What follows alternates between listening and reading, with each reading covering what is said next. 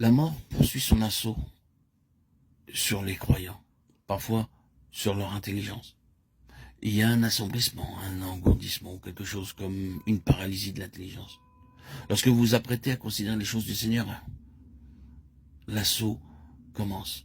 À d'autres moments, vous pouvez être parfaitement éveillé et libre, et votre intelligence peut connaître un léger trouble, alors que vous travaillez à des choses ordinaires. Mais dès que vous venez à des choses spirituelles, aux choses de Dieu, vous découvrez que votre intelligence devient enténébrée. Vous trouvez qu'elle ne fonctionne pas, qu'elle est paralysée, qu'elle est gagnée par une obscurité et une emprise de mort. L'ennemi fait des assauts sur notre intelligence. Il n'y a aucun doute à ce sujet. Il attaque notre âme. Pas seulement le côté intellectuel, mais de tous côtés. L'ennemi fait une attaque sur le côté émotionnel pour l'assécher et figer nos sentiments, de sorte que nous sommes totalement incapables de donner une réponse et d'exercer quelques espèces de fonctions du cœur en relation avec le Seigneur. La même chose est vraie dans le domaine de la volonté. Il y a des moments où il semble que nous ne pouvons prendre aucune décision, que nous ne pouvons vouloir dans le sens du Seigneur. La volonté est l'objet d'un assaut de cette nature. La mort fond sur nous en chacune de ces sphères. Et l'expérience dans ce domaine est plus ou moins commune à nous tous. C'est une bataille, comme c'est directement le cas dans le domaine de l'esprit, mais également dans celui de l'âme. Ainsi, c'est aussi vrai pour le corps. Il n'y a absolument aucun doute que l'ennemi fait des assauts sur le corps des enfants de Dieu. Je ne dis pas que toute maladie, tout mal, toute faiblesse physique, la moindre fatigue physique proviennent directement de l'œuvre du diable. Bien sûr, historiquement, c'est la conséquence de son œuvre, mais maintenant, ce n'est pas nécessairement l'œuvre directe du diable.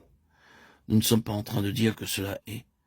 Nous nous trouverions en grande difficulté si nous devions enseigner cela. Mais il existe des attaques directes de l'ennemi par l'esprit de mort sur le corps des enfants de Dieu, de sorte que là où il y a faiblesse, il s'en saisit et y ajoute.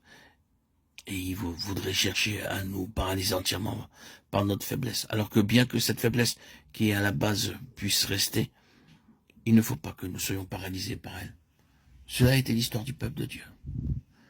La question est de savoir si l'ennemi va utiliser cette chose pour nous détruire entièrement ou si malgré cela nous serons trouvés prouvant la puissance d'une vie qui en triomphe et nous fait avancer. L'apôtre Paul vient toujours à notre secours dans ce domaine.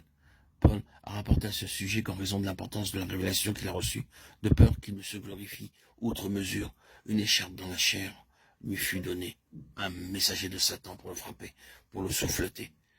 Il supplia 3 fois le Seigneur pour cette chose, mais le Seigneur lui dit « Ma grâce te suffit, car ma puissance s'accomplit dans la faiblesse. » Nous avons de bonnes raisons de croire que la faiblesse en question était physique.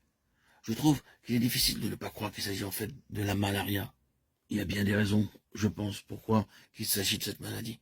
Les voyages de Paul concernaient souvent des régions infestées de moustiques, alors qu'il était démuni de tout moyen moderne permettant de surmonter cette maladie. Et quand vous vous souvenez que cette maladie affectait ses yeux, quiconque sachant quelque chose de cette maladie a connaissance de cette douleur aiguë parcourant les yeux, qui finalement affecte l'organe de la vue. Ce sont autant d'indications qui incitent à penser à la malaria. Nous n'argumentons pas que cela a été ainsi, mais nous trouvons difficile de croire autre chose que cela. Mais quoi qu'il en soit, c'était quelque chose qui de temps à autre saisissait Paul et désespérait de la vie. Et il semble qu'il ne savait jamais quand cette chose allait s'abattre sur lui. Son écharde, c'est sûr, était une faiblesse physique, et elle est appelée un messager de Satan. L'objectif de tout cela du côté de l'ennemi était une œuvre de mort. En relation avec cela, Paul parle de mort agissant dans sa chair mortelle.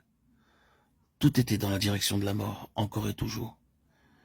Il faisait face et combattait la mort tout le temps. Et le cours de la vie de cet homme est celui d'un triomphe constant sur cette mort et sur Satan. Il est manifeste que la puissance de la mort nous assaille et que le Seigneur n'empêche pas tout le temps le diable d'attaquer notre corps. Mais cela ne signifie pas que le Seigneur a comme intention pour nous la mort.